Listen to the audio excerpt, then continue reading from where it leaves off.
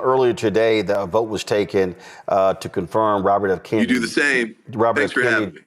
Secretary of Health and Human Services. One Republican, Mitch McConnell, voted against him, and he lit him up as being completely unqualified. What the Trump administration did was they threatened Iowa Senator Joni Ernst. They threatened North Carolina Senator Tom Tillis to actually run candidates against them in their primaries next year. What does that tell you? All they care about is holding on to their jobs. Again, what do I keep saying? MAGA and conservatives and Republicans have no honor, no integrity, no decency, no morals, no values, no principles. None of that stuff matters. It's about power. And when you have folks, Republicans, standing up saying if they're going to vote for Kash Patel, knowing full well, you have members of Congress saying that privately,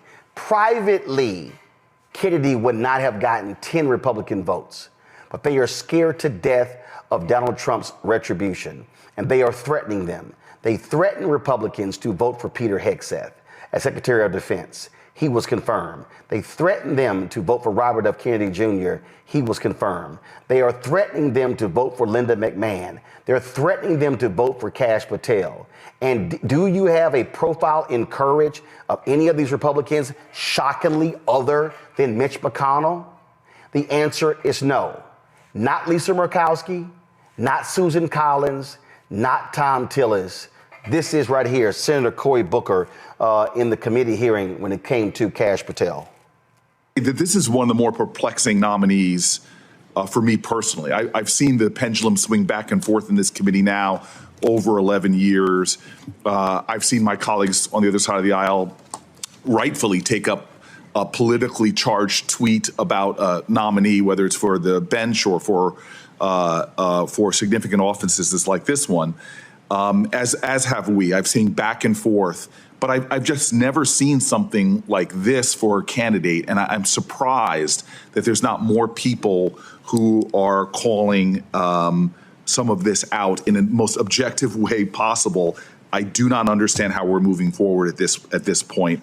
It seems Booker literally said that Kash Patel lied. He perjured himself. They have a whistleblower who says Kash Patel was involved in the targeting and the firing of various FBI agents.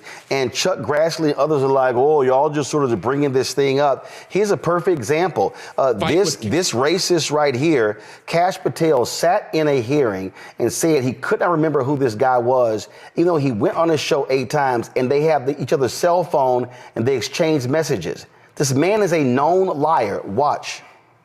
Fight with Kash came to the aid of Stu Peters and the Stu Peters show because of Kash Patel personally, who personally knew me because of multiple appearances on this program. And then we exchanged contact information and we directly text via personal cell phones constantly. And we're on the phone with each other as Fight with Kash was hiring a team of attorneys to represent Stu Peters and the Stu Peters network against the Rolling Stone. So he absolutely knows who I am. If I go on a show 8 times, I don't care if I've had 10,000 appearances. If I go on a show 8 times, I'm not going to deny knowing the person. Guys, this is a known racist, a man who has praised Adolf Hitler, who goes on his own show and says, yeah, the dude's lying. We know each other. And for Republicans, it's like, I don't see nothing. I don't hear nothing. I don't know what's going on. That's literally what they're saying. Here is Adam Schiff speaking in the hearing. It seems my colleagues are determined to confirm him on the Senate floor. And to all those FBI agents I worked with over the years, to all that are there now that I've not had the privilege of working with, my heart breaks for what you're about to go through with leadership that you cannot respect, who has not earned your respect, who will not earn your respect.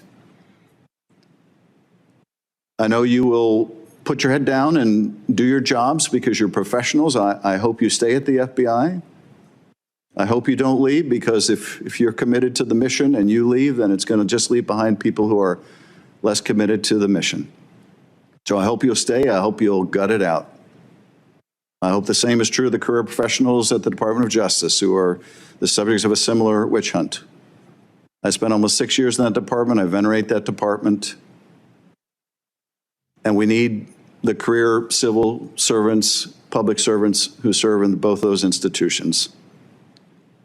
But it will be a sad day indeed when we confirm the likes of Kash Patel, knowing what we are getting. We will. The man is an ideologue who is crazy and deranged. There's no other way to put this, Nola. That's who he is. And I was on Piers Morgan's show yesterday, and Clay Travis, Nola, he's sitting here praising the diversity of people and ideas in Trump's cabinet. He's like, oh, look at Robert F. Kennedy, who they were talking about should have been in the Obama cabinet. And I was like, I don't know what the hell you talking about. What am I talking about that? Then he was like, look at Tulsi Gabbard, who used to be a Democrat congresswoman, and she ran for president, and she's now there. And look at this person. And I said, I'm sorry, you think that level of crazy somehow is great? For the people, Nola, who sat on their couch, for the people who said, oh no, Trump is he's no threat. He's not going to do these things. These people are about to unleash the FBI, the Department of Justice, the IRS against all of their known and unknown and perceived enemies. And if they think a lot of black people and black organizations don't have a bullseye on their back, they've got to be on crack and meth together. Well, I don't think they necessarily care about our lives. I mean, they've proven that time and time again. They have very different ideas and definitions of diversity. And I can tell you, I'm showing up this evening exhausted. I've been at a space conference all day. And I can tell you, sitting in a room filled with people in the space sector where we're talking about national security things all day in civil space, it is both it's daunting. It's daunting because what I realized sitting in that room today is that there are people that are pro burn it all down. There are people that are pro bringing the chaos. There are people that believe that there's too many regulations and that there must be a jackhammer taken to those regulations. So our lives, targets on our backs, the lives of federal workers, none of that matters for the bottom line. So in terms of them caring about the career worker at the FBI or the career worker at USAID or the career worker at Department of State or the career worker at Justice, they do not care because we don't fit into their end goal. And their end goal is to produce some sort of product quickly, cheaply, without regulation.